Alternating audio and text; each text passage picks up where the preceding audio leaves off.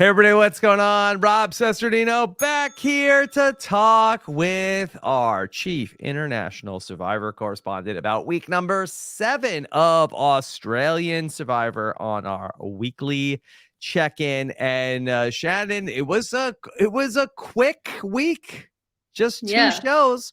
Only one person went home. Just 2 hours of Survivor. That's so little. I mean, what are we going to do with our time? The second episode was only 50 minutes. I know. Also, of course, Shannon already has a great recap up with your friend and mine, Owen Knight, who I was listening to it this morning. Again, Owen is such a great podcasting voice also. My brother just texted me that. Yeah. He's like, he has such a soothing voice. I agree. I felt relaxed doing it. Yes, he's ready to head on over to NPR right after he gets done with podcasting. So he was very fun to hear from as we are closing in, Shannon, on the last couple of weeks, the end game of Australian Survivor, down to the final 6 again. Yeah, the re-6. We'll do 6 again.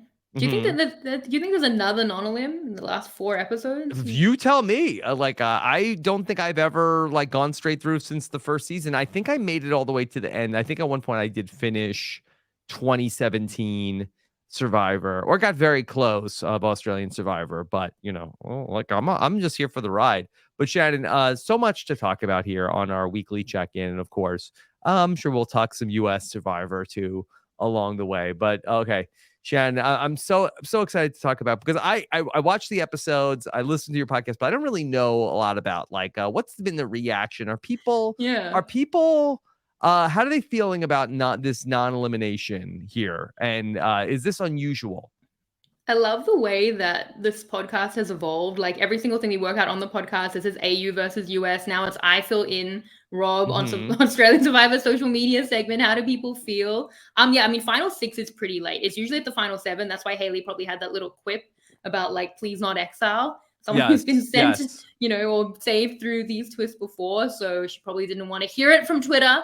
Let alone it's just at that point. That's what she was thinking, not Twitter. 100, genuinely, I think it probably was a consideration. I don't know that it's just, coming back into a game that at that point is pretty much lost from you. But yeah, 6 is very late. I mean, we've had a juror removal, but in terms of coming back into the game being saved, I think 6, oh my God, now I'm going to get dragged if I'm wrong, but I think 6 might be the latest that I can think of. Is anybody out there saying oh, they just wanted to save Nina? George, yeah.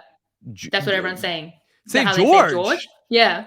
Welcome to Twitter, Rob. Welcome to why save George? George didn't get voted out. You speak a lot of sense, Rob. But why? Oh, that's real thing is to save George? That's what everyone's saying. Why? Shannon, make it make sense. Why save George? Yeah, so firstly, what you're missing on the Survivor AU hashtag and what you're missing in Survivor AU social media is George will respond to the haters with clapbacks, and it's funny.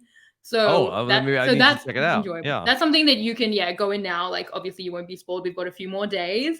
And also after the season, just deep dive the George clapbacks. But he was responding to a lot of people being like, oh, they always save George, which they never once have. He's never been voted out. But yeah, about how George was going to get votes, so they saved him, and he's like, but I got 0 votes, and I don't understand. I can't give you the logic, Rob. By the way, I got to the bottom of why Mike Bloom was spoiling me so much, and not you, because I feel like that most of your thoughts about the episode is just in text, and I see the and I just so I'm just not going to read. I'm happy for you, or sorry that happened, but I'm not reading. Mike Bloom tends to here is Shawnee. She was voted out tonight. Let's honor her. Well, okay, now I know something's happening.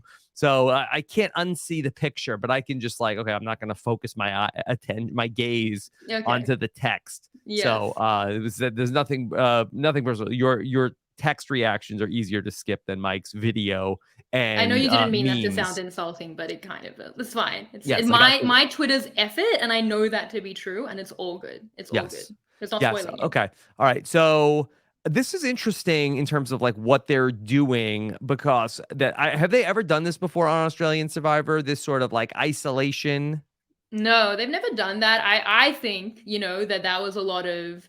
We had some of the longest isolations through COVID.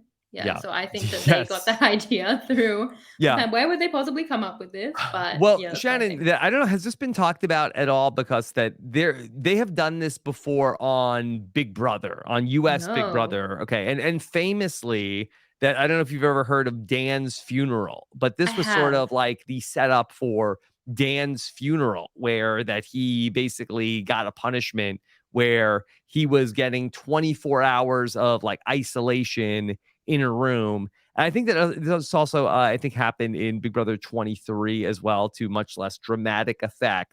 But then when he came out in spoilers for Big Brother 14, that Dan like was sort of like catatonic and was sort of like, I've realized like my fate in the game is over. It's over for me. And basically like ended up like giving like a big speech of basically like resigning himself to like his fate in the game and how he was going to be leaving before ultimately it was all a ruse. It wasn't actually what he was going to be doing, but he made everybody very sad that he was going to be going out of the game. So I don't know if there's any potential for Nina or Jerry to do that, but are they going to be isolated together or are they going to be isolated separately? Oh my god. I mean, I assumed together. I thought that was yeah, that's the whole point, right? That they're together and like now Nia can get in Jerry's ear. I think that they want that, I guess they because want otherwise that. they're just gonna, yeah, just be I apart. poor, I feel like that poor would be I weird. feel like that if they were going to like really do it, like I kind of feel like that you could maybe separate them, and it's like, okay, well, let's feed that old codger Jerry, but like we'll weaken Nina and ultimately try to like so she can't win an immunity challenge Well, she can't again. play the immunity Oh, challenge. that's right, that's right. I guess But so. I even for guess the future, I mean, you would never not feed someone, Oh, surely. Shannon, okay, so this is something that's interesting, I think, about Australian Survivor. And I was talking about, I had some Survivor greats at my house, just to I name saw drop. that. Yeah, Christian Hubicki and two doctors, and Jesse were at my house, Survivor greats. And we were talking a little bit about Survivor and the how US Survivor, of all the things that they are not sensitive about, the fact that people feel like 26 days, what is this, baby Survivor? Like, well, we're not going to feed anybody. You get no food, nothing. I said, Australian Survivor, 50 days, we're 7 weeks, 400 hours in. Has there So been many. one food, hunting, fishing scene, looking for crabs in the entire show? I Like, guess Shawnee had that crab. I guess so. He I had guess the so. one, yeah. They have not gone in the water. We have no idea what the food situation is. We have no idea. Like, we have not seen them fish at all. Nobody's missing it. Nobody has been like, but what So are they true. eating? I need Yeah, to know. What's the food situation? But for whatever reason, US survivors, like, they would give them nothing. We gotta that's good like give, TV. yeah, that's good TV. Give them no food. That Um, translates to the isn't audience, that how weird? exactly how much they're Isn't eating. that weird? Like even Simon had this week. I'm gonna dump out the rice. I'm gonna eat the papaya. No reaction. No, there was But nobody. that's just Simon, though. That's just But because no one nobody. reacts to But anything nobody Simon even does. cared. How much rice do they have? Nobody knows. And guess what? It's not a big deal, right? No, I completely agree. I just love how fired up you've come to this But why podcast. is It takes a why is great. US Survivor like we're gonna die on this hill? They get nothing. Like this is important. Like anything else of the new era, like no. Try that we but the idea of that they will give them nothing. They have to earn every single thing. That is a paramount, no pun intended, part of the new era. Well, I've long said that my biggest issue with 26 days, and it does affect it strategically in different ways, but like my biggest issue from a TV product, I've always said, is that they like feel so sensitive about it that they have to make them earn everything. Now we don't get like fun challenges, like step down for this thing. And aren't you having fun watching? I mean, auctions are their own thing, but the Mhm. spa reward, it's not just like were they getting pizza, at the sanctuary. Like they had a jacuzzi. Like it's fun. Isn't it fun to watch them win rewards? And we're not saying, oh, you're getting too much. It's like their sensitivity around it that's been an issue. That So I do one think that it's one fun. thing is such a weird bugaboo for the US Survivor production, but whatever. I digress. It was weird that Simon had this whole thing where he was gonna really become like his Russell Hantz or Brandon Hantz moment, and there was just no reaction from anybody in the camp. I don't know if they even noticed. Maybe Yeah. did they notice the papaya was gone and they were like, eh. Yeah. Well, I mean, that's what I said. Like, he was trying to starve them, which is a Survive South Yeah. Africa strategy that worked pretty well, but there were 3 people on a huge reward. I'm thinking Jamia. His name is Simon Mee. That's the joke. Jamia. That's Mm-hmm. what, yeah, dump the rice. And poor Mm-hmm. Simon, like, yeah, it really Poor didn't work out Simon. for him. Poor Yeah. Simon, who's still here. I guess I'm bouncing around. I'm all over the place, Shannon. I love it. So I love the energy. we're recording this early in the morning for me. This is like an inverse. Usually we record this late at night for Shannon and early. I'm sorry, late at night for me and early for Shannon. Today is the opposite. So Shannon, what about Nina and her? What are people saying about Nina? And did she play herself out potentially this week? Are people down on the way that Nina handled this? I mean, I feel like Nina isn't like the conversation. Hold that thought as we wait for Shannon to come back. Hold on. So Hold on. Just take that again. And Sam, well, let's cut that from the video, okay? Okay, go ahead. So I feel like with Nina, the discussion isn't as much around her. Like I've been, more down on the move, but I feel like there's nothing to really discuss because we've seen it play out in these 2 episodes. Like she goes with George. She's a swing vote. She chooses to go with George. He like emboldens that group. And then she's so expendable to even Liz at that point that she gets cut. So there's like the wrong read on who are the best people for her. And it plays out. Like I think the bigger discussion has been around definitely Liz, who promised Ashani revenge arc, and some people feel like is working towards it. Well, I'm excited to hear it. But even like Matt and Jerry, like they're all Nina was on their path, but for Nina it already didn't work out. So I feel like the conversation is around for the people. Let's see how it goes. Like for Nina, we know it went badly. I can't wait to talk about Liz because we were talking about Liz last week on the podcast. I'm like, I don't really get it. I don't know. But I have to say, I paid attention to like, oh, Liz is great. I love Liz. Love Liz. The people in your mentions amazing. Her story is great. I'm loving Liz. This to me, I've seen I have such a newfound appreciation for Liz. This whole storyline of I'm gonna work with George and help George get to the end. Love it. Liz is the best. I never know where you're going, Rob. I love Liz. Liz. I'm like, where is this going? Liz stand number 1 because she's helping George. Yeah, and you love great. This is great. I didn't really I thought that she was kind of overshadowed by Shani earlier on, but now that she's like George's number 1 ally, incredible. Loving Liz. Loving Liz. Her game, how do you feel that is like because I gotta be honest, I didn't really think about that. I didn't factor that into the equation, but I'm really loving this new storyline for Liz. There's no way you guys are getting Rob like this on these US Survivor podcasts. Rob comes in hot to the Israeli Survivor. But I want to go back to Gives his Nina. hottest US take. I want to go back to Nina.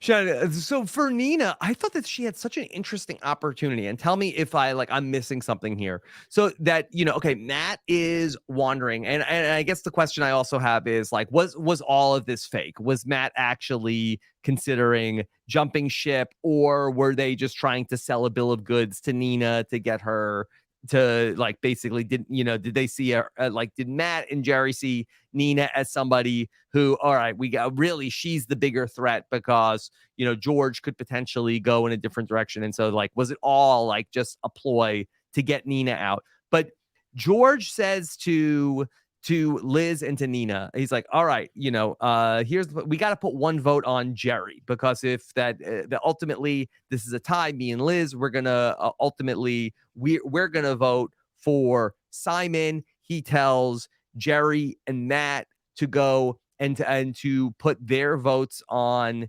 Nina. Okay, so I felt like that when Simon goes and talks to Nina, and Simon's like, let's vote for George. Let's go for George.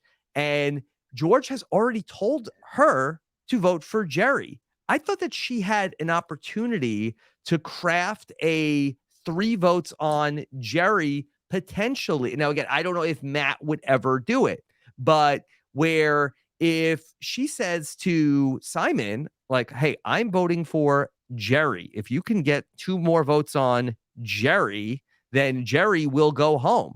And instead of trying to But ultimately, like, she had like plausible deniability. She would be able to say, George, I did what you said. I voted for Jerry. I think she blew it when she revealed to all that she was going to be voting for Jerry. But would that have worked? Well, I don't think Matt is ever voting for Well, Jerry. I that's mean, I think like that's Matt, the last person. do you want to win the game or what? Like, No, I mean, I don't think Matt should ever vote out Jerry. Like, I don't know that Matt could beat anyone else other than Jerry in the I guess entire so. game left. The jury apparently really likes Simon. So that's This is a very Nina focused analysis. Yeah, but I don't know that the numbers are there for Jerry unless you're going to someone like Liz and being like, should we take the power? But Liz, as we're saying, wants to stay tight to George. I mean, I really feel at that point. I've been saying the whole time, take a shot at George every round. So I feel like it should be George. Like, to come back and be like, George, I did what you said. Why are we still placating this person who should be our target? For me, that's what it should have been, what Matt was trying to sell. It felt like Matt, I don't know. We don't know Schrodinger's vote on whether he would have been on board. He was crying in the confessional. There's something there. There's something that George is reading in fear that he changes his votes for. I just felt like there was a disconnect between Matt and Nina in working together at all, let alone for Jerry, which I don't think Matt would ever do and ever should do. I think that Jerry is essential to his long-term game. But I just think that, yeah, for Matt and for Nina. Poppy, the man, the myth, the legend. If anything, do you know he has a nipple tattoo? Yeah.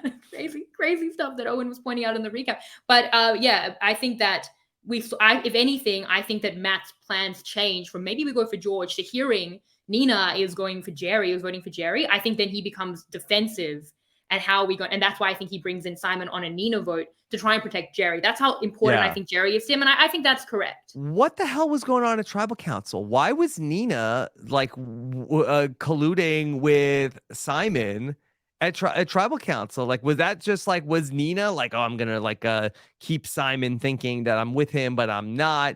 That would have been helpful. Like, Simon not voting for Nina in the way this vote should have gone. Like, Simon votes for Nina, she would have 3-2-1 herself out of the game. It's weird because he says like I think they're splitting on us, and then they shake hands. So like, but then she doesn't go with. I mean, she has trust in this group, but yeah, she would have 3-2-1 herself out of the game because Simon has that info. So. But what were they doing? Why were they shaking hands at Tribal Council? Like, I guess they're like, it's me or you. But Nina thinks that's fake, but it was actually true. Like, may the best person win. You know, it's going to be one of the two of us. I guess it's like, let's, you know, and the subtext is let's vote for each other. This is going to go one of two ways. And then Nina doesn't. And then if George and Liz hadn't changed their vote, it would have been a 3-2-1 and Simon would have made it through. So it was unfortunate. It was unfortunate that it went that way for Nina. Like, it's unfortunate to be expendable to a group you've just helped. And it's really, really unfortunate to get so outplayed by Simon there, just on the memes alone. Like, but is it a better move for George to want Nina out of the game instead of Simon? I don't think he does. But like, I think like Simon's the main target, but then he gets scared. Then he's only talking to Liz. He has to put 3 votes on someone. He can't get to Jerry, so they change to Nina. Like, it felt like it was so in the moment. I mean, definitely Nina could at any point be sacrificed, but that for George is like, well, then Simon has to correctly read this, get a name, and vote correctly for Nina, and he probably doubts that is possible. So, but was it a right read to change the votes to Nina at that point, where that they were going to potentially get Simon out of the game? Because Nina ultimately does write down Jerry's name. I mean, Nina ultimately does do what George and Liz wanted her to do. Yeah, I mean, I think that we've seen from George this whole week, he's been a little overcautious. Like, he leaves Matt out of the Haley vote. There's a secret scene where Matt's like, I would have been fine with that. Like, he's reading things that might be there. Like, I do think that Matt not telling him about the 60K, there is a red flag there. Like, obviously, Matt is crying in confessional. There's something there. There's an energy that he's reading. He is thinking about it. And I think at that point, he's protecting against these fears. But then he has everything so unlocked that it's actually totally fine. So he's almost like, being like overly cautious. But I do see the points of contention there and why he would be scared. But yeah, in the moment, like, it is the wrong read. Like, everyone does stick with him, and it would be better for him to, vote who he wants out. And at that point as well, it would have been so much better because Nina and Simon, not that he knows the twist, but then they're going to isolation. And I kind of feel like for production, that's not great.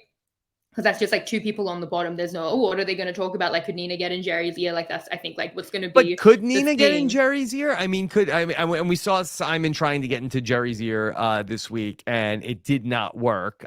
Jerry sort of like was like defiant, like, hey, I'm my own man. Like, nobody tells me what to do. But if Nina is able to like sort of like, hey, George told me to write your name down, and so like, what he did, what and then Yes. where Nina and Jerry, Matt is still potentially out there, like, is this enough to sort of like turn the tide against George potentially? I kind of doubt it, because it was just like one vote on Jerry, and it wasn't even meant to be this way. It was meant to be a 3-2-1. He shouldn't even be in isolation, let alone the fact that there wasn't meant to be isolation, let alone the fact that it was meant to be a doubles, a split on Simon and Nina. He should never have been in danger. And like, she can say that George told her, and I guess George could say, no, I didn't. Like, it's still he said, she said, which Nina has, I guess, won before in this very week. So I still think that it should be okay. But I do think it's worse. And if it was Nina and Simon, then there's no year to get into. Then she's like, Simon, look what they did. I hate George. And Simon's like, me too. And that's that conversation. It's like, well, what are we going to do about it? Like, nothing. I think that like if Matt's already thinking about it and Jerry's there and there's potential to be swayed, like that pair to me is really crucial, especially if they're working together. So that is a concern, but I'm still kind of backing that it should be okay. Jerry should know, like, he was part of a split. Like, he was part of the real plan. And whether there was a vote coming for him or whatever George is doing, like, if he's decided George is his best pathway, like, commit. If that's what it is, and you want to take him out later, which is what a lot of the commentary has been about, then that should be the pathway you've chosen. So yeah, I mean, yeah, I think for Nina, we saw it play out. But what do you? I mean, I truly want to know how you feel about it for Liz. I know you're thinking more about her being there as George's sidekick, but like, in terms of the major debate, which is, should she try strike now? Like, it's assuming Nina, and we know it was wrong for Nina, but Nina and Liz are swing votes, like the Haley vote, are swing votes at any point, could like maybe try and get something going with Simon at any point. Simon and Haley then. Well, or should she like wait and take him out at like a final challenge? But then are Matt and Jerry even doing that? Like, what is the group she's going with to enact that with a real powerful kind of move? I mean, I don't think it's that complicated for Liz. Like, I think that she definitely has like a Natalie White like path to like a victory here, especially like sitting at the end with George. I mean, I feel like that she's a pretty fairly popular person among the jury. And either, there's basically like two different ways of like winning the final immunity challenge and basically like taking him out then right before he gets to the end. And I also think that there is like a possibility, that there could be a very bitter jury factor. And I think that she probably has way more friends on the jury. Shawnee could be doing a lot of work in her favor. And I definitely think that she has I don't think that George has an automatic win if he gets to the end. We've definitely seen. I don't know. I wouldn't say automatic. I would think that he has a very likely win.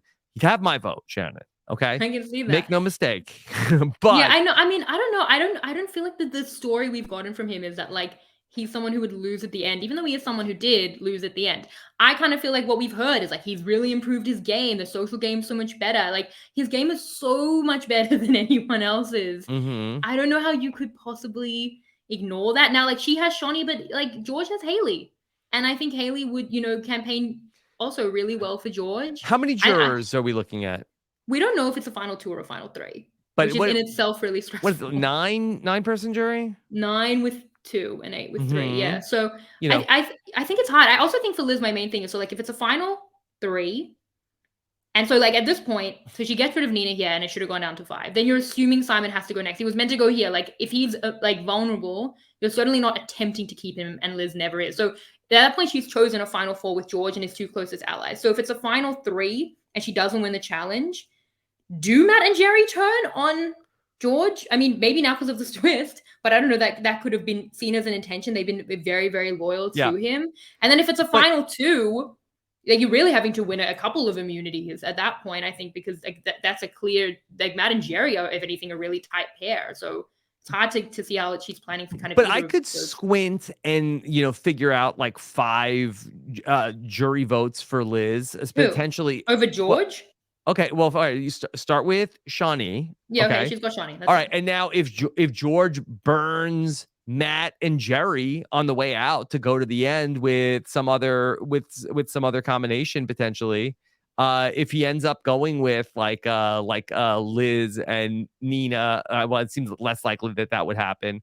No, he did just But vote Nina out. Yeah, he did. But I mean, is he gonna? Is he gonna? I guess then is what's George's plan, to go to the end back with Matt and Jerry? I do kind of feel like he made that bet here, like when we voted Nina out. Okay. And I also feel that by like really putting Nina at risk, he was choosing that group. But I think that you probably have to look at this like, okay, then if that's the case, what is Liz's path to get to the end? Probably an immunity run, where then, okay, well, now Liz is at the end. She's won the last like 3 immunity challenges. She's beat out George.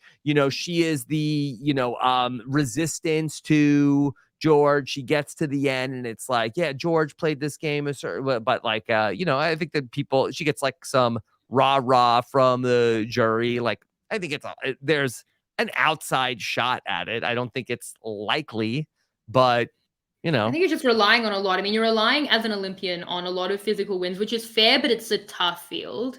Like at this point, she's sending Nina out. Obviously, Simon has been tough, Matt as well. And then I think that you're relying on a jury where maybe she's reading it better than I am. And certainly, she's out there. So, I mean, that stuff can be really hard to translate. That's just not at all the vibe that I'm getting from George's game. Like, I'm just hearing him as being like the respect that is there a move you think Liz should have been making? Yeah. What's the move? I think she should take out George. I think she should do what she promised us when Shawnee got voted out at the final 7. Listen, I mean, that's what promises schmomises. She's doing fine, Shannon. Leave her alone. Get off Liz's neck, Shannon. She's doing great. Don't put it out there. Great. Leave her alone. What is your problem with her? I don't know. I mean, I've honestly gone back and forth. Stop it. This is you at 8:30 in the morning. Alone. She's doing fine. God. Justice for Liz.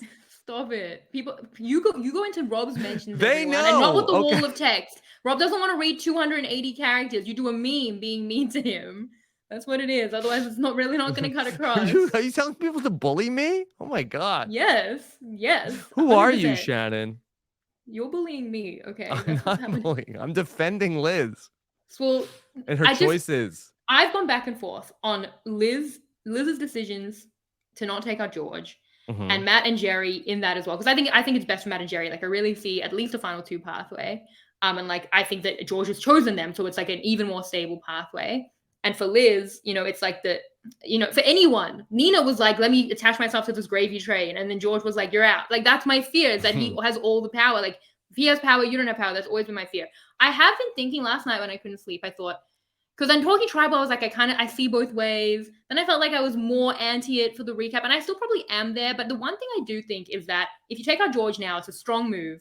I think you still have threats in front of you. I think you have a more open game and you have to maintain it. But that is hard for inexperienced players. Like, you'd have to actually play really, really well. I'm not saying that like Matt and Jerry and Liz can't, but I'm saying that I also understand, I guess, being a newbie to come in for this like returnee who's like, and Liz had it for Shawnee and she's has it now with George, and Matt and Jerry have certainly had it with George. Like, to take that out and then be like, it's not just a straight shot now. Now you've got to maintain it. You've got to take out the other threats and like, go through this pathway for a win. I think it's very much there, but I think it does necessitate, playing well, and hopefully that's what would happen. But it just maybe based on the inexperience, I also am now more like, I see parts of it, but I would still take the shot. George is there. He has so much power. To me, at 6, like, I feel like maybe like the easier way to look at it is to just, if you can just take out like a critical number for him. That's why I was feeling like for Nina, if you can take out Jerry here at this spot, I think that would be a huge move for her, because then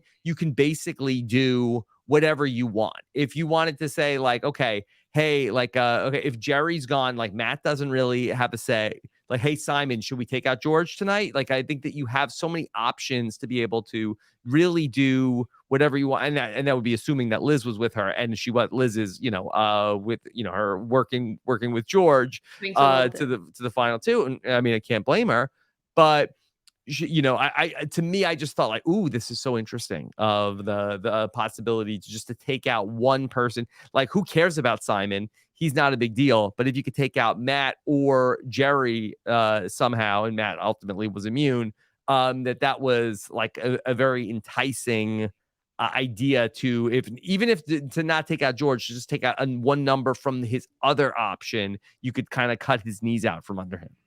Yeah, option is an interesting word because I think that once you cut into that group, I'm saying with George, you're saying like at least against that power structure does free things up. You would think so that there are more options, and maybe you don't want more options. Maybe you're like, this is a stable path to the end for me, and that's not true for Nina. But maybe that's the whole point, is that you don't want to break things up. So now we're playing in chaos because who knows what happens then. And honestly, you could take out George in that spot potentially, and you have no guarantee that Simon isn't going to go work with Jerry and Matt after this. Yeah, that's what I'm saying, is that you would have to maintain, you'd have to keep making good moves. But if anything, firstly, Simon is like, who's worried about Simon? Simon is a threat. He's a massive physical threat, and the jury are loving him. They love him. They do. So he is a threat. We actually got a comment about that. I'm trying to think of the word that they use. I'm gonna look it up when you talk next. But about the person who makes it through, like the joke person that you don't think that they're gonna make it, and then they do. Yes. Shannon, we had something like this one time in our country, that there was like somebody that people were like, hey, he can't win the thing. It's so funny. And then he won the thing. And well, And so that happens sometimes. So I still see Simon as a viable winner of the season. Oh, 100%. And it's also the fact that, like, if he's there winning challenges, like a lot of these people, it seems like, are relying on challenge wins. I mean, like they already said, like Matt and Jerry in the pre-merge, if it's going to be the two of us, you have to win that challenge and take out George. You're saying that Liz would be depending on something like that, and I would agree with that. So it just is a physical threat. I always think, like, even physical threats like a Xander as an example, it's like, oh, you can keep him in because he's not going to win at the end, and that's clearly Simon has a lot more there than we would have thought. But it's not even about that for me. It's usually like, how much is the end game being blocked out by someone winning and having power? And that's what Simon has as well. I'm really going to find this post. Yeah, and Shannon, one of the things that I've talked about a lot with with the U.S. Survivor in the new era, and that I've also like looped like Big Brother into this, where I feel like that one of the most key traits that I have like found as a common denominator between all the winners of these shows, the people that it's not even necessarily their resume, it's not even necessarily the moves that they've made, but the people who have had the most accurate reads of how the jury perceived their game, and then being able to feed it back to them, like sort of like this feedback loop of to be able to say, like, okay, like I did this, like, and this is how you saw me, and not try to like overstate and like the jury's like, that's not what happened. Okay, if you give back to the jury what they saw, but spin it in a positive way of how the jury saw you, the juries respond very well to that. And I do think that Simon has that. Yeah, I mean, definitely. I mean, we can see that a lot. And I think that we see that dichotomy here. Like, the fact that Simon's like, this is going so poorly, and it would be crazy not to know that. But, like, at least he's on the same page as everyone else, versus he's telling people you're a pawn. And, like, I even think the fact that Matt will cry about that speaks to a better jury chance, because let him be like, I'm aware of these issues, and let him speak specifically kind of around them, versus, like, if Jerry's going to come in and be like, I'm not a pawn, like, I think the jury will disagree. So you have to be able to listen to like how the jury might perceive you. But yeah, the comment we got from Jif Probst in the patron group was a concept, the slider, a player that manages to hang around in the game and slide through to the end because they always vote wrong, like Romeo, or because they're a character, Gabriel, Marianne, maybe Carolyn, who's overlooked because they're really good at taking up a spot at the end, but they're not always good. And then they can win. I feel like, I feel like the Romeo thing is different. I've spoken about this with Harry Hills, where he's like, there are people that you can isolate strategically so that they become non-factors, and then like they become goods in and of themselves. And I feel like Romeo was obviously that, and that's different to someone who has the capacity to win. But yeah, I mean, Simon probably speaks to a bit of that, like, Aussie battler spirit. I think that's what the jury, someone like Sam Webb's like, he's having a crack. That's like that's the title, and that would be what Simon would have to come and say. It's like, at least I tried. And we've said it, in terms of it relating to Sandra. It's like, I told you all, and at least I was trying, and no one else was, and the jury would probably be frustrated by how much George was running things. So. But he's been so interesting also because he's also won challenges. And I don't feel like that we've ever seen this person, at least I haven't in my Survivor watching career, of the person, I guess, like, and really maybe the closest to this would have been like Owen in Survivor 44, where that in addition to into sort of just being somebody who is like so constantly, and maybe Spencer also like being on the wrong side of the vote, but also has like won a lot and has managed to somehow like slide through and has been wrong so many times, but has sort of like embraced that I'm terrible at this. Can you believe I'm still here? And for him to get to the end, I just think would be such an interesting option for the jury, especially if hypothetically George is not sitting there. Yeah, and phenomenal challenge wins as well. And I think the audience is coming around in a similar way to how the jury might. Like at first it seems a little ridiculous, and then the audience is like, I love Simon. I love him. And I think I've always loved Simon, but I think there's something there. What did you think about them allowing them to team up in the challenge? I thought that was interesting. Now, has that been allowed before? I know certainly in U.S. Survivor, we have famously Albert, drop your stack, and that was forbidden, and that was. But then they allow Adam to help Ken. But he was helping. It was like you had to do I think it was a ball was rolling, and you had to do a puzzle, and Adam was telling Ken like when to go back for the ball. So it was verbal. I think that verbally is a different thing, but we've never seen in US Survivor somebody abandon their challenge to go, and I do not think that would be allowed. Has there been a precedent for that on Australian Survivor, Shannon? Well, I think that this is why it's been maybe such a talking point. I mean, I think it will anyway, and especially because we're such a challenge-focused kind of viewing audience, and so much of it is about the challenges, and this is such a strategic thing, and so much of the challenges has been, let's abandon the physical and be super strategic. Let's all throw challenges. So much of the season has been just highly strategic in the challenges. But in terms of what they've allowed on Australian Survivor, so last season, Chrissy helped Josh, but it was again helping in a puzzle. She was looking and telling with pieces. And then the season before that, George went and helped Wei. It was like a beautiful moment, but it wasn't ever going to like affect the result, because the whole point was Wei couldn't get past like this first thing, and it was really sad, and he went and he like abandoned his station to help her. So it was more like a beautiful personal moment. And it was definitely they would do that on US highlighted. Survivor. Yeah, exactly. Like that would be fine. Like at that point where like Heather can't throw it, like can someone come and throw it with like, where we all hold Cerie's hands across the balance beam, was kind of more like that. But this obviously could have really affected the net. Yeah. Well, and I think that it's because it really could have affected the result, that I think people are really having a reaction. But like, do you like it? I know like is that something you endorse? I mean, I didn't have a problem with it. Get him, everyone, get him. Get him. People were mad when I said it, so I don't know. Okay. No, I feel like you want to see me suffer. Yeah. So it was great because Simon still won the challenge. Like that was, I mean, other people, other folks could have like also like piled on. Haley didn't leave her station. Like Haley is like, hey, I'm gonna maybe like this opens the door for me. I'm gonna stay in here. So. I didn't have an issue with it in terms of like, I don't know how many challenges you could ultimately do that with. If it was a puzzle, like I mean, maybe that might feel weird if like, okay, 5 people are helping Simon, do his puzzle. But we've seen that in verbally. Mm-hmm. Like they aren't putting in the pieces. Yeah. So, but like, is it that different? Verbally help? Like, it's obviously very like different materially, but in terms of actual help, like, having someone tell you how to do a puzzle is really helpful. And having 2 people get the buckets of water was also really helpful. Like, I don't think it's so much more overpowered than the verbal help we've seen before. Mm-hmm. So you said you agree with me, and people got mad at you, and you want to see people also get mad at me for agreeing with you. Yeah, because I don't. This is twisted. You should suffer together. Yeah.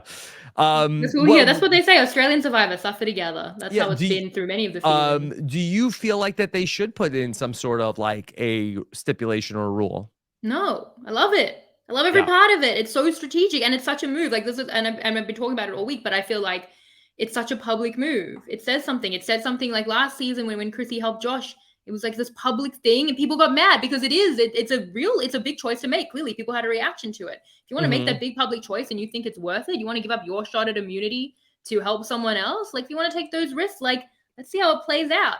Because I think it just gives freedom to the players, and that allows for dynamic gameplay. And I don't see it as stifling. Yeah, it might seem like it's stifling because the majority could just use it to suffocate a minority, that they can't win any of the challenges. But then what about the first time the majority turn on each other and that idiot's out the door because they gave up their chance at immunity to help someone who just voted them out? I mean, it is a little bit of like a organic, like sort of like coconut chop, where you sort of like are revealing like the pecking order of like who are the people that like, hey, all right, all right, Matt, we need you to like, help out and make sure that Simon doesn't win. And Matt's like, well, I kind of need my shot at immunity. It's like, what? Well, you're not a team player. So yeah. I do think that it does potentially open up the door for there to be some drama. And maybe there's some challenges you may say like, hey, like you are like ahead of time, you cannot help each other with doing it if for whatever reason. In the endurance challenge, it's not but like that's clearly different. Like if you drop out of an endurance challenge, you're out. So then you're not a player in the challenge. But while you're an active player in a challenge to get to a goal, make this fire, make this puzzle. Like I don't see how that. I feel like that's it. Because I think what I enjoy and what we always say we want and is to give the players decisions and not to stifle decision making. So yeah, when someone has to put their hand in a bag, it's something we criticize. We'd rather they choose to do it, because then we can complain when it goes wrong. Then we can say that's on the player, not production. And I think when you give them freedom, it gives options like, oh, you can make this choice at any time, and if the challenge is right and that makes sense, and then if you do it, now you've made a decision, now we can talk about that decision, and then it might go poorly or it might go well. Either way, that's dynamic strategically for me.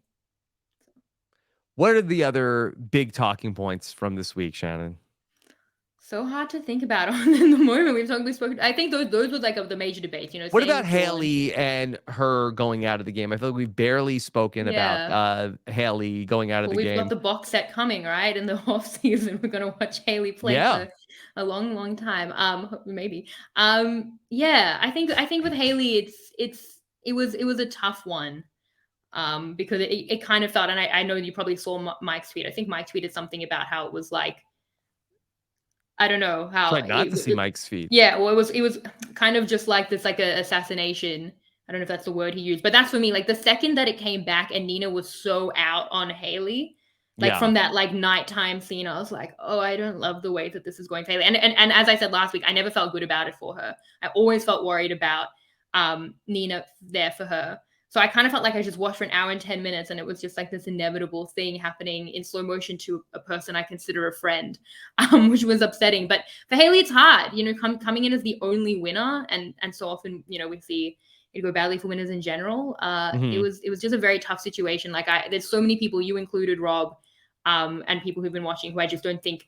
I think you really need to have seen her first game to have a sense of how it got to this point of her having not just the reputation of a winner, but like such a big game player, and how she would be impacted by being as constricted as she was here. So I think that that's the context you need the most. Cause like for George, you get it, right? Like George was like this before, and he's like this, but even better now. But with Haley, I really feel like you'll need that context. But for going from this to Brains versus Brawn is going to be like a remarkable evolution as well. Yeah. So that's a good thing. She seems so hamstrung the whole season of that. It's like, I think she was really conflicted about how, where, for George, like I think that his thinking was, my target is so big that I need to, much like Dr. Will, another Big Brother legend, once said that I need to make the target so gigantic you can't see it. It was going to be like basically like I'm so big that it just completely eclipsed everything and you can't even see the sun.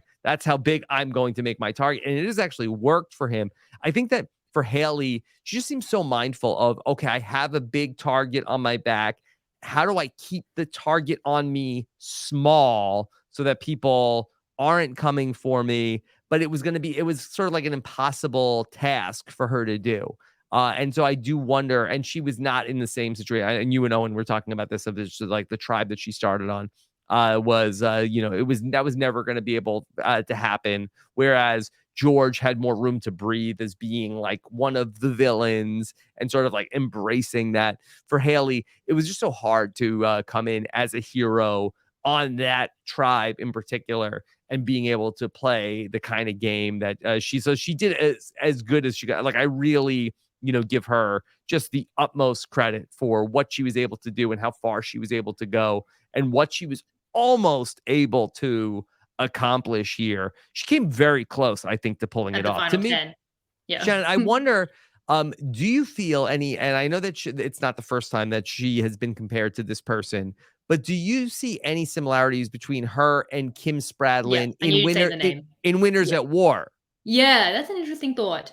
Where Yes, Kim yes. got and got, I think Kim got to 8th, and Kim was just like, it was not going From the well beginning, from the from the beginning. beginning. Remember that scene with her walking up to them, and it's like, oh my god, Kim Spradlin's been like space jammed, Yeah. where like they've taken her ability to make the magic happen because it's just such a difficult scenario for her. And then she kind of like, she struggled, she clawed, and then she kind of like got something going. Yeah. It's like, all right, well, okay, I got Sophie, I got some, like, and it was happening for her, and then ultimately, it was then that they were gonna take her out.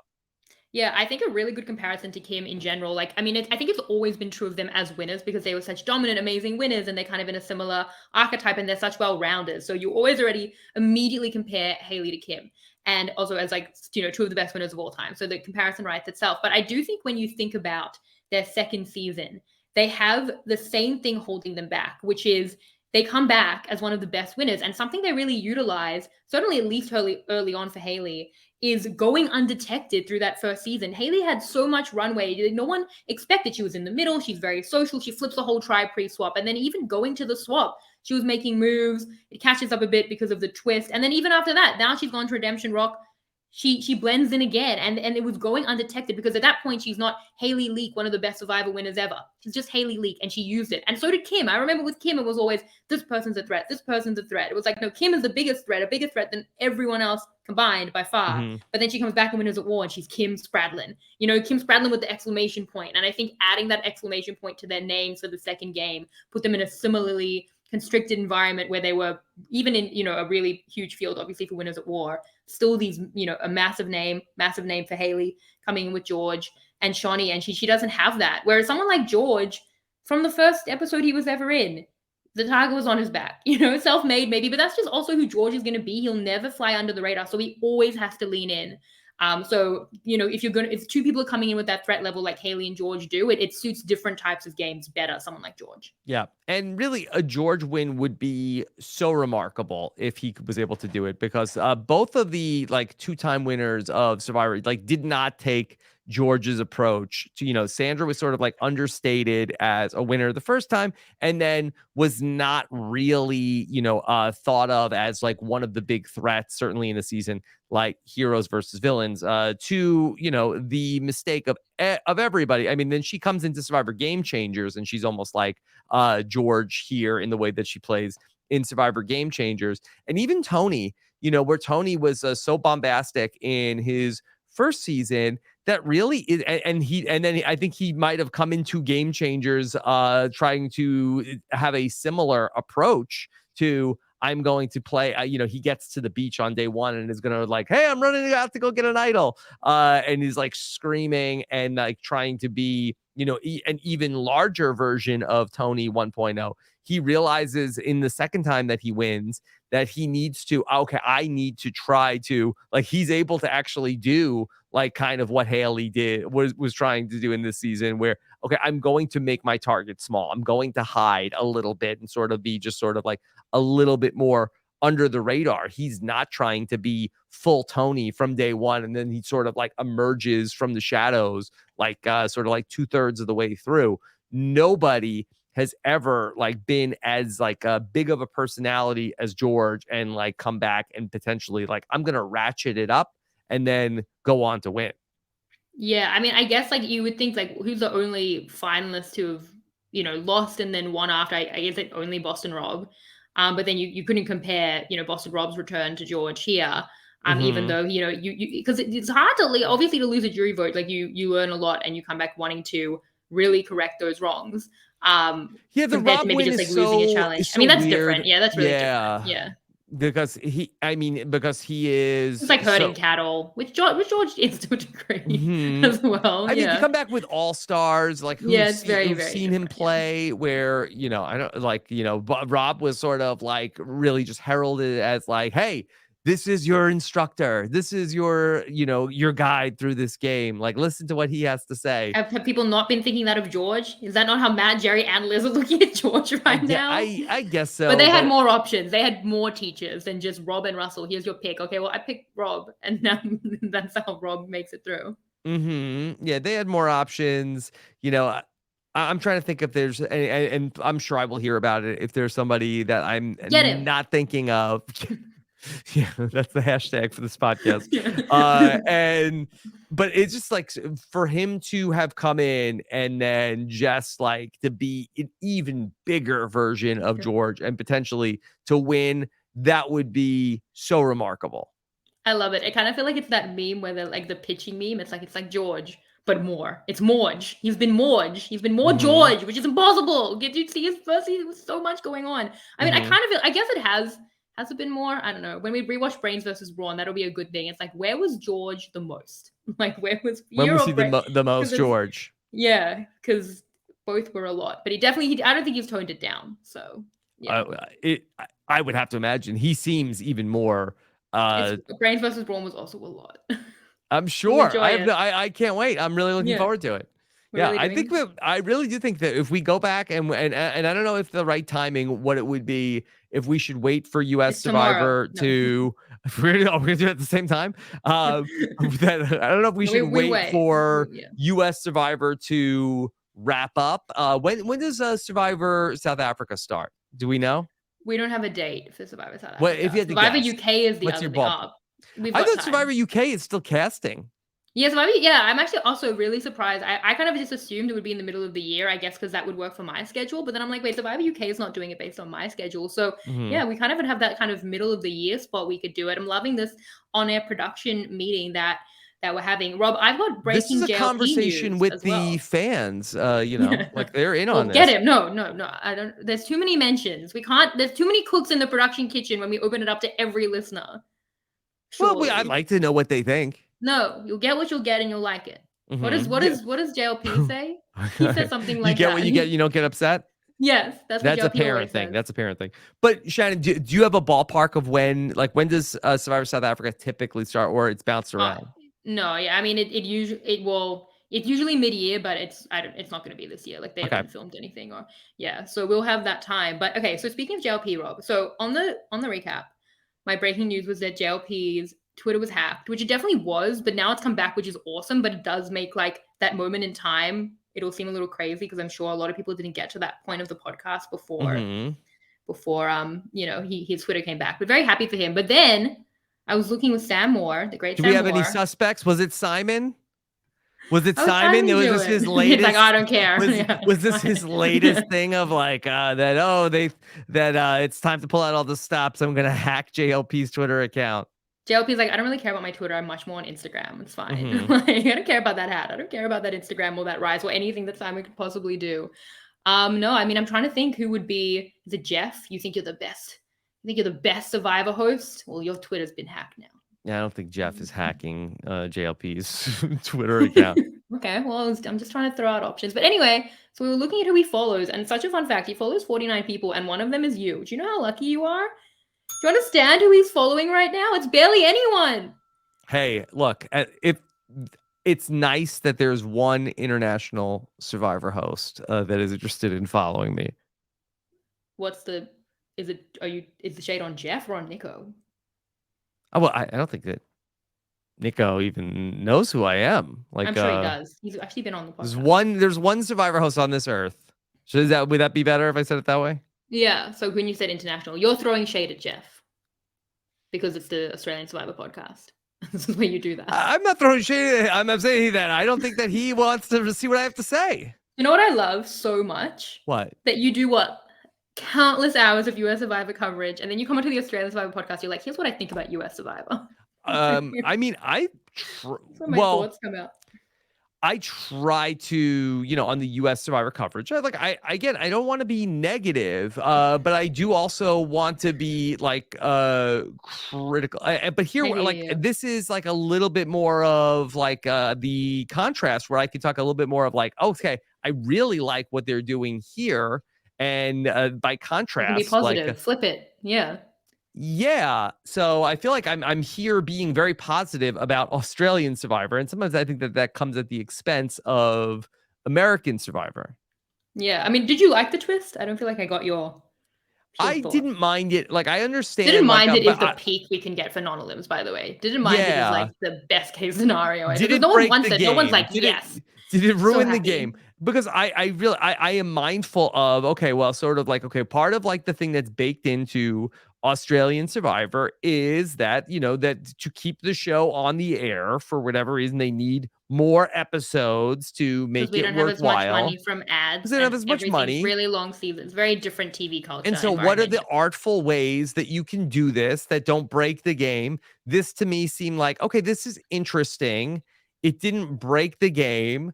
If George directly loses because of this, I'll be furious. But other than that, I think it's fine. You can tweet directly at JLP if George loses because of this and you're mad, and you could DM him. I don't know if his DMs are open. He follows you and a lot of the Survivor season 1, it's 2016 contestants, Mhm. and Shawnee, and not a lot of other people. Yeah. So yeah, you So can just tweet at let's him. see. Be Let's the see what voice of the happens. Let's people. see what happens. But ultimately, Yeah, like, I mean, I'm not watching Australian Survivor. Like, will you get to the end already? And I know that there are some seasons that are like that, but I'm so not many. watching it feeling like, oh my God, this is a slog.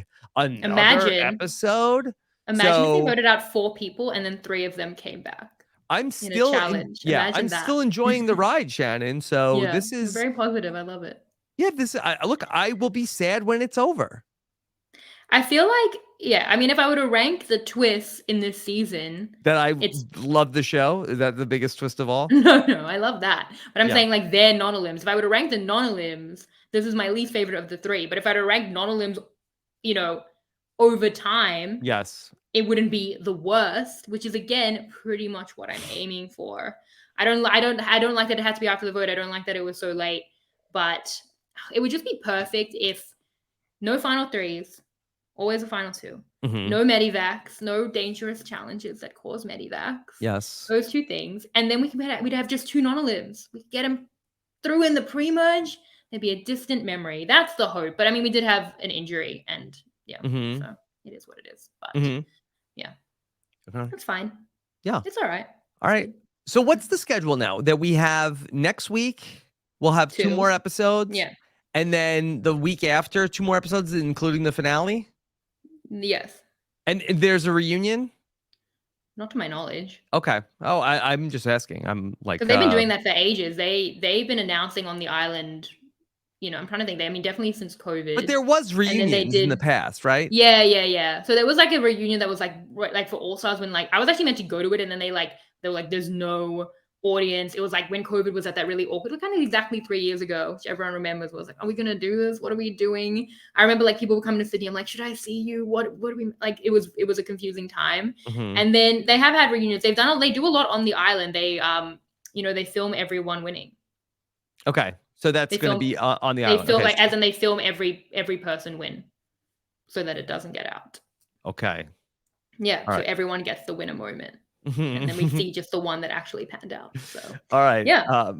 And okay. So that's very interesting. Okay. So they count what do they do? That they basically JLP like counts I don't the actually votes understand and how it then, works with the votes coming out. Like, do they read I don't understand. I've never actually understood what happens. Like, because I know that every person, say it's the final 2, like say it's Haley and George, like Haley, you won. Ah, my God, yes. And then like George, you won. Yes. But I don't actually know what happens with the reading of the votes. Do they like the producers are writing dummy votes in different handwriting? I'm like confused about that part. But yeah, I know they both that's react to them as fascinating. winners. Yeah. Okay. That's what happens in Australian reality TV, apparently. Okay. All right. Well, no matter It's what weird happens, could here. we It's get weird in the Australia. ending where George wins? Hey, I didn't vote like that. I was like, yeah, well, this is the ending we're showing to the world. Like Yeah. the whole time I've been fighting, production are not saving George, and then they like literally rigged the ending, but they're like, this is the vote we want to They show. get to pick whatever ending they like. The jurors Yeah. are like sworn to secrecy forever. Yes. Yeah. Okay. Well, Shannon, I'm greatly enjoying this ride. I can't wait to catch up again next week. I know, what a fun time. Yeah. What do you Robin. have coming up in terms of all your podcasting now? so many things. Talking tribal exits, the exit with Haley this week. Obviously, the recap with Owen. Jesse's my guest next week. Your recent house guest. Mm-hmm. So we're both hanging out with him. Yeah. Global. So I have Global covering Survivor 44. Also trying to be positive. But I'm like, it's hard. It's up against Yeah. a great season. It's really, really difficult. Yes, but I always appreciate hearing your perspective. I've really enjoyed your U.S. Survivor podcast Thank as well you. this season, and of course, You're hearing listening to me a you. lot. Yes, and hearing you incredulous about the U.S. Survivor twists also hasn't gotten old for me. So Oh I my really God. appreciate It's a it. lot of energy to expend on all of these different things. Like, I feel like, it's trying to kill me. I know that you wanted to talk a little bit about the Jeff Probst podcast. I don't know if that was, Yeah. relevant I to. feel like we can have that discussion another time. I just think that it would be interesting. I would love for you to hear a little bit more about on the Jeff Probst podcast. There's a lot of talk about why certain advantages Yeah. are the way why are you the way you are. But they that it sounds like that Jeff like really like reverse engineers like a Yeah. lot of specific like scenes and outcomes they want, and so if you ever have the chance to like listen to what he's talking about on the Jeff Probst official Survivor podcast, I would love to get your feedback on that at some point. That's interesting. I feel like as creators, people do that from a broad sense often. I mean, that's definitely not how I feel the vibe is on Survivor South Africa, where we're just like really, I think, trying to think of like really pure game design. But even as we've said, like Australian Survivor wants, a final three, as was true with Jeff once upon a time. And he was reverse engineering too, trying to get like Terry Dietz to win. That's what Fire was as well. So I guess we've always known that to be true and complained about it. But the fact that Jeff is saying that, I guess, for like smaller, more specific advantages, yeah, I guess it's like a follow through of what we kind of already knew. But it is interesting. I don't know. Is the Jeff Probst podcast available in Australia? Because I don't know that it is. So I think I found a YouTube link to the first one, but Yeah, I yeah. think that there's probably like podcatchers that you can or like websites where you could play the podcast from. I'm sure that we can like hook you up with something to be I able can to find hear it it. if I really want. I can, but like I also heard that he said in the first one that he like doesn't watch any Survivor type He shows, which would doesn't. probably include International Survivor. And I was like, r- oh, Right. I think he so specifically said he's like, we don't watch any like other versions of Survivor because then if we do the yeah. same thing that we don't want to have no like Well, well what's the point? But like everyone else knows, like, so like that. Don't tell me, it's please. like Don't it's like like we can't hear couldn't have about it. copied it because we said we don't watch any other things. Yeah, that's what I find so interesting as well. Because working with Leroux Burta, the creative director and executive producer of Survivor South Africa, I feel like it's an opposite approach. Leroux watches everything. He reads every Yes. DM. Don't slide into the DMs, but he hears from everyone. He takes something like the outpost from Survivor New Zealand, which was great, and there's like we could use that. He's always Yeah. looking at what works and what doesn't work to make it better, to utilize it, and to see how it works out. And Jeff is like tunnel visioned on what I guess he like But wants like to do. you wouldn't do that if you were in any other like sort of like creative process. And Jeff talks a lot about like because he has so many like if like his friends and everybody he talks to are like the Mike White types of like screenwriters and people that are making TV and movies and other creators. Like nobody that is like a writer would say like yeah, I don't watch any other movies because I don't want to do this. If I ever like write the same thing that happened in this movie, I don't want people to ever be able to say that I copied this other movie. You wouldn't talk about that in any other way. So it's kind of like Yeah. a weird way to look at it. But even like for you as a podcaster, like I was just saying to you how much I was enjoying like Yeah. the feedback shows a bit later. You're listening to all the RHAP ups, you're taking things from it, and I feel Mhm. like you're creating more interesting conversation around kind of other viewpoints. It's not like, oh Rob, yeah, that's an interesting point. Shannon was also, no, don't tell me. I don't want to know that she Mhm. was saying. Even if all my Yeah. listeners have heard both of us talk about it, if I didn't, it's pure and good. Like it's just a weird thing because other people might be watching both. Yes. Like Like, yeah. does Sia not listen to any of their music because she doesn't want to hear any other songs? But no, Shannon, that it's a good point. And I had like at some points like had like resisted, like I did all of my Survivor podcasts, and then I was like a little bit like, okay, well, like I kind of I don't want to get too burnt out on Survivor, and so like sometimes I'm like but I've been really enjoyed getting everybody else's perspective and then being able to come back one more time during the week and be able to address some of the other interesting thoughts that I've heard. Yeah, I mean, I think that when you're a creator, it's good to hear like other viewpoints and like Mhm. it's like yeah, I feel like anyway. And that's how we end the, being mean to US Survivor. That's why Jeff is never going to follow you on Twitter, Rob. Oh, you think he's listening to this podcast? This is the only one. Which one of the podcasts should I check out? Is the one with the most negative? It's like, well, he's never getting my Twitter follow. And now I'm hacking JLP. Damn you, JLP. You think you're better than me? You're getting hacked. Yeah. And look, as Lisa Holmes was saying with you the other day, like, we all love Survivor. We love. If I didn't, I would hate this life. We love Survivor, and we want it to be as good as it can be. Just because we don't like something that was on Survivor doesn't mean that we don't like Survivor. Yeah, I mean, I do feel bad because if people come at me and they're like, "I like you, but," I'm like, I don't want to hear it. It's like, I've always understood it from Jeff's point of view, but I mean, how many hours of Survivor podcasting are we doing? We got to talk about it. We got to talk about the decisions being made by everyone. So, yeah. Okay. Yeah. You came in hot today, and people are gonna, tweet at you meanly, hopefully. What? No, Okay. I'm All sorry, Rob. Shannon, sometimes I forget that you employ me, and then it gets mixed up. Sometimes I think you forget that we're friends, and you shouldn't be wishing ill on people that you're friends with also. Yeah, no, it's more of a means to an end for me, but no, I'm so mean. Why am I so mean to everyone? Why am I you're reverse engineering the outcome where people are dragging me on Twitter. It's like, well, how do I make that happen? Okay, so what if I say this, and what if I get this, and then Brian, you did a lot of that yourself. Yeah. All right. We're having fun. All right. Shannon, thank you so much. Everybody check out Shannon's coverage with Owen. If you have not, you have an extra day or so to be able to do that before we get back to more Australian Survivor coming up this weekend. Thank you so much for listening. Take care, everybody. Have a good one. Bye.